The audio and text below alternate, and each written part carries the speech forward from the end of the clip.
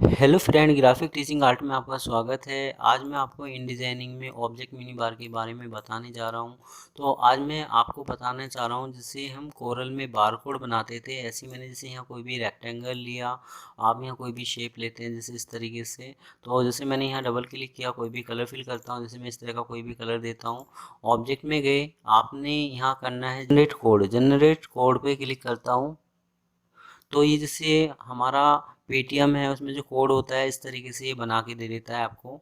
तो जैसे मैंने यहाँ इस पर सिलेक्ट किया, सिलेक्ट करने के बाद आप यहाँ अपना कोई भी नंबर शो कर सकते हैं। तो जैसे मैंने किया 1 2 3 4 5 6 7 8 9 और 0। इस तरीके से मैंने कोई भी चीज़ शो करी, ओके करता हूँ तो ये इस तरीके से एक कोड बना के दे देता है इस तरीके से।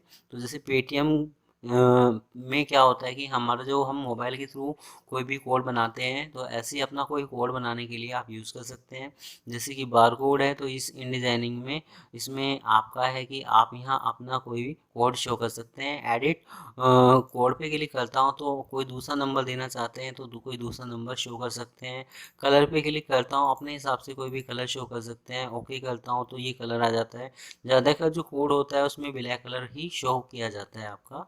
तो ऑब्जेक्ट में जाके हमारा था कि आप इस तरीके से कोई जनरेट कोड बना सकते हैं। जैसे भी आपको बनाना है, मैं दोबारा बता देता हूँ। जैसे आपने यहाँ सिलेक्ट किया, आप कोई भी नंबर देते हैं, ओके करते हो तो इस तरीके से वो कोड बन के आ जाता है। तो ऑब्जेक्ट में जाके जनरेट कोड कोड बनाने के लिए आप इसको यूज कर सकते हैं। अब इसके बाद जैसे मैं कोई रेक्टेंगल लेता हूँ, मैंने कोई रेक्टेंगल लिया, हमारा चलता है ये टेक्स्ट फ्रेम ऑप्शंस। अभी मैंने कोई रेक्टेंगल लिया तो शो नहीं कर रहा। इसके लिए हमें क्या करना पड़ेगा, जैसे हमारा जो टेक्स्ट है, जैसे मैंने किया यहाँ रेक्टेंगल फ्रेम पे क्लिक, एक रेक्टेंगल फ्रेम ले लिया। ऑब्जेक्ट पे जाता हूँ तो ये अभी भी शो नहीं कर रहा। इसके लिए हमें क्या करना पड़ेगा, एक इस तरीके से कोई टैग शो करना पड़ेगा। आप ऑब्जेक्ट में गए, यहाँ शो कर दिया इसने। तो ये शो करता है हमारा कि हमें कितने रो कितने कॉलम किस तरीके से काम करना है। तो जैसे मैंने इस तरीके से 2 या 3 कॉलम ले लिए, तो जो आपने रेक्टेंगल ले रखा है उसी के अंदर आप रो कॉलम इस तरीके से ले सकते हैं। इसके बीच का जो गैप है वो आप यहाँ से कम ज़्यादा कर सकते हैं, इस तरीके से जो भी आपको करना है।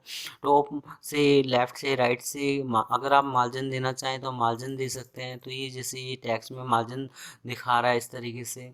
तो ये काफ़ी सारे ऑप्शंस हैं जो आप मतलब यूज़ कर सकते हैं। तो टेक्स्ट फ्रेम ऑप्शंस इसमें क्या करोगे, सबसे पहले आप कोई रेक्टेंगल, इलिप्स, पॉलीगन कोई भी शेप आप लेते हैं, उसमें ये टेक्स्ट सिलेक्ट करोगे और ये ऑप्शंस ओपन हो जाएगा। आप उसमें कॉलम के थ्रू काम कर सकते हैं।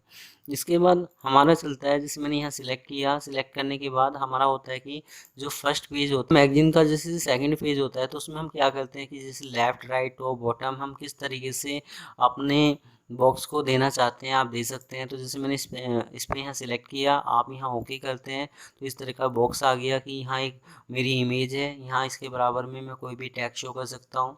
टैक्स देने के लिए आप क्या करेंगे, सबसे पहले मैंने यहाँ एक रेक्टेंगल और लिया, इस तरीके से एक रेक्टेंगल लेता हूँ। एक रेक्टेंगल में यहाँ शो करता हूँ, जैसे इन दोनों को सिलेक्ट कर देता हूँ इस तरीके से। आप यहाँ शिफ्ट दबाएंगे,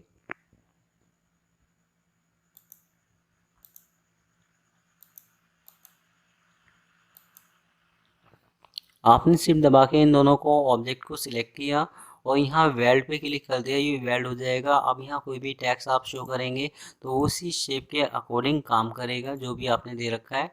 इसके लिए मुझे क्या करना पड़ेगा, ये जो रेक्टेंगल है ये सबसे पहले लॉक करना पड़ेगा। ये लॉक हो गया आपका। अब जो ये रेक्टेंगल है इसमें हम कोई भी टैक्स शो कर सकते हैं, दे सकते हैं, और उस जगह आप कोई भी इमेज शो कर सकते हैं, दे सकते हैं। तो ये था हमारा ऑब्जेक्ट में जाके कि जैसे आप किसी भी ऑब्जेक्ट में जाके आप उसमें कोई भी लेफ्ट राइट टॉप बॉटम कहीं पर भी कोई भी इमेज दे सकते हैं, उस इमेज दे सकते हैं, उसके बराबर में कोई भी टेक्स्ट शो कर सकते हैं। तो आप इस तरीके से कुछ भी कर सकते हैं। तो आप इस तरीके से कोई भी स्टाइल बना सकते हैं। तो आज मेरी ये वीडियो आपको कैसी लगी आप मुझे ज़रूर बता सकते हैं। धन्यवाद।